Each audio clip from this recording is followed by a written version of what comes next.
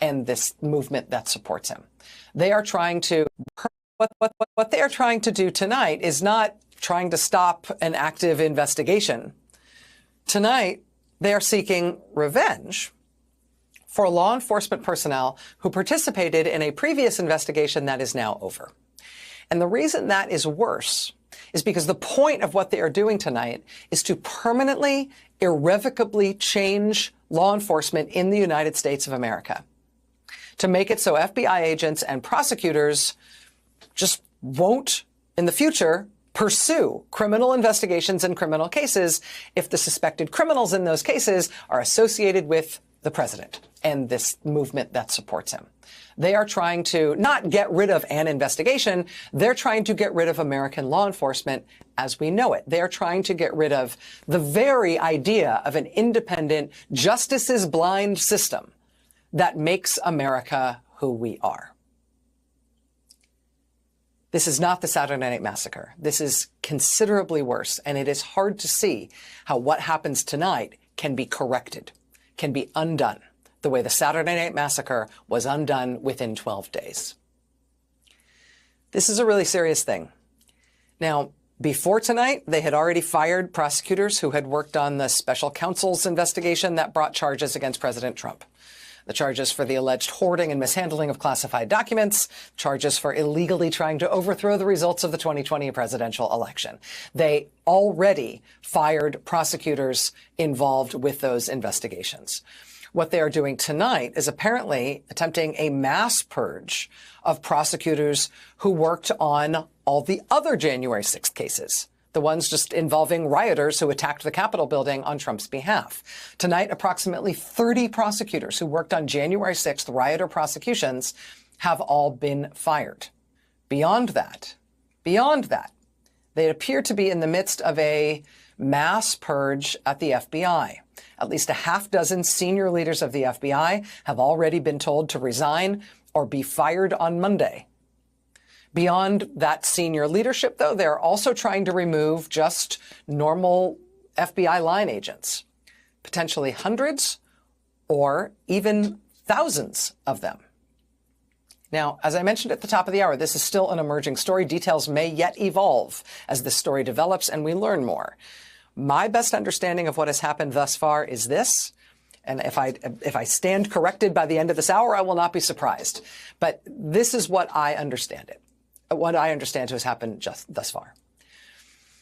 In an instruction that appears to have originated at the White House, Trump's hand-picked acting officials at the Justice Department directed FBI headquarters to hand over internal files from the Jack Smith cases, from the Trump classified documents case, from the Trump overthrow the election case.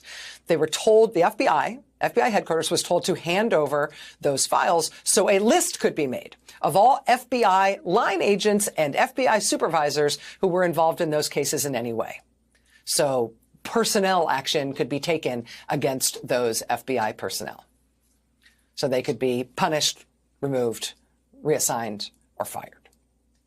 The Washington Post reports tonight that FBI supervisors advised agents that any agents who worked on either of those two cases, the Jack Smith cases, FBI supervisors reportedly advised agents that they should be prepared for the Trump administration to release to the public the names of the FBI agents who worked on those cases before they would then be fired on Monday.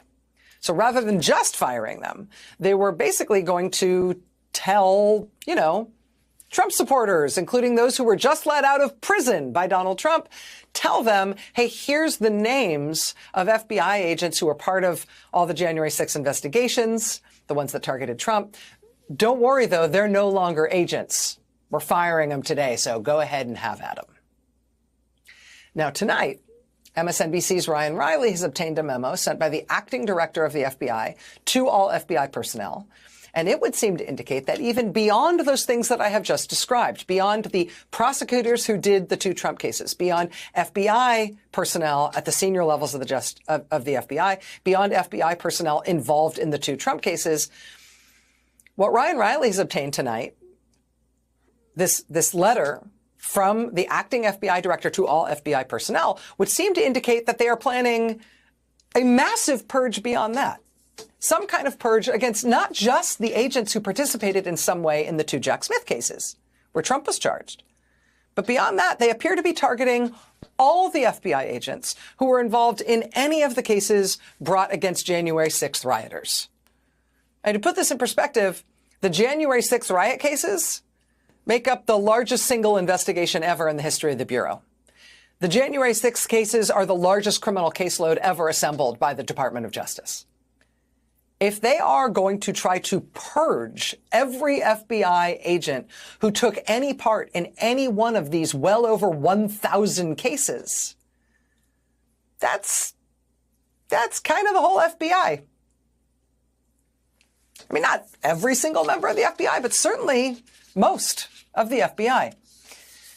Here's the memo obtained tonight by MSNBC's Ryan Riley. Quote, colleagues, we understand there's a lot of media reporting and rumors surrounding potential changes at the FBI. This includes reporting and rumors about actions that very seriously impact our workforce. Consistent with our commitment to share information with you as we receive it, Acting Deputy Director Kassane and I want to provide you with an update. Late this afternoon, I received a memo from the Acting Deputy Attorney General notifying me that 8 senior FBI executives are to be terminated by specific dates unless these employees have retired beforehand. So 8 of them will be out unless they quit. Quote, I have been personally in touch with each of these impacted employees. The memo also directs me to provide by noon on Tuesday the following, quote, all current and former FBI personnel assigned at any time to investigations and or prosecutions relating to events that occurred at or near the U.S. Capitol on January 6, 2021. And also, secondly, United States versus Haniyeh, which is, I believe, a case about Hamas and the October 7th attack. They want a list of all current and former FBI personnel assigned at any time to investigations or prosecutions related to January 6th or that one Hamas case. Quote, these lists should include relevant supervisory personnel in FBI regional offices and field divisions, as well as FBI headquarters. For each employee included in the list, provide the current title, office to which the person is assigned, role in the investigation or prosecution, and date of last activity relating to the investigation or prosecution. Upon timely receipt of the requested information, the Office of the Deputy Attorney General will commence a review process to determine whether additional personnel actions are necessary.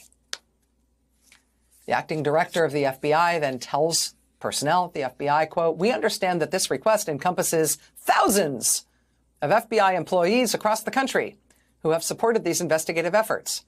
I am one of those employees, as is Acting Deputy Director Kassane. As we have said since the moment we agreed to take on these roles, meaning the acting director and acting deputy director of the FBI, we are going to follow the law, follow FBI policy, and do what is in the best interest of the workforce and the American people always. We will be back in touch with more information as soon as we can. In the meantime, stay safe and take care of each other. Brian J. Driscoll, Jr., Acting Director. Again, this letter tonight to all FBI personnel, it is from Brian Driscoll, who is the somewhat accidental Acting Director of the FBI.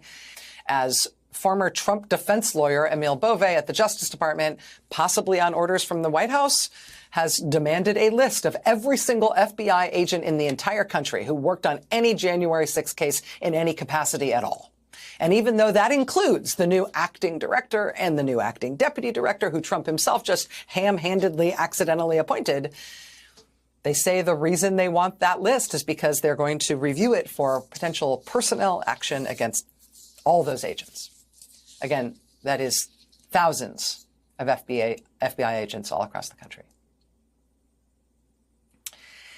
And again, this is a developing story. This is as clear as I can be with you right now on the details of what has happened and what they seem to be trying to do. But also be clear on what this means, right?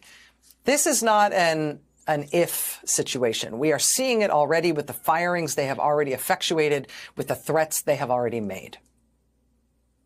If law enforcement officials and agents have their careers threatened, which they have now all had their careers threatened, and indeed if they are fired, and they indeed are already starting to be fired, if they have their careers threatened and are fired because they took part in lawfully predicated criminal investigations, where grand juries handed down indictments, where judges signed search warrants, where juries returned convictions, if they nevertheless are fired for taking part in those lawful, proper, criminal law enforcement actions because the president in power now doesn't like those cases, that is not Nixon. That is not a president trying to get out of an investigation he's scared of for himself. That is the end of independent law enforcement as a core value of who we are as a country, right? That's an end to the idea that law enforcement pursues justice without regard to favors and preferences dictated by the people in power. Here's how the New York Times puts it tonight, quote, if the administration follows through, it would be a singular moment in the FBI's history, and it would fly in the face of decades worth of civil service laws that are meant to protect the integrity and professionalism of federal law enforcement. And those are very pretty words and nice concepts, and that means they all blur together and seem just kind of like Americana. Let's be more blunt about it. If you lose those things, if you lose the independence and professionalism of federal law enforcement, what that means is we are rewiring the FBI and federal prosecutors so they will now, henceforth, only do arrests and searches and investigations and prosecutions that please the president, regardless of who it is that's committing crimes. These firings, which are now underway, are changing one of the fundamental things that makes us the kind of country that we are. This is very bad. Jamie Raskin, Democratic congressman and professor of constitutional law, told the Washington Post tonight this. He said, quote, if allowed to proceed, Trump's purge of our federal law enforcement workforce will expose America to authoritarianism and dictatorship.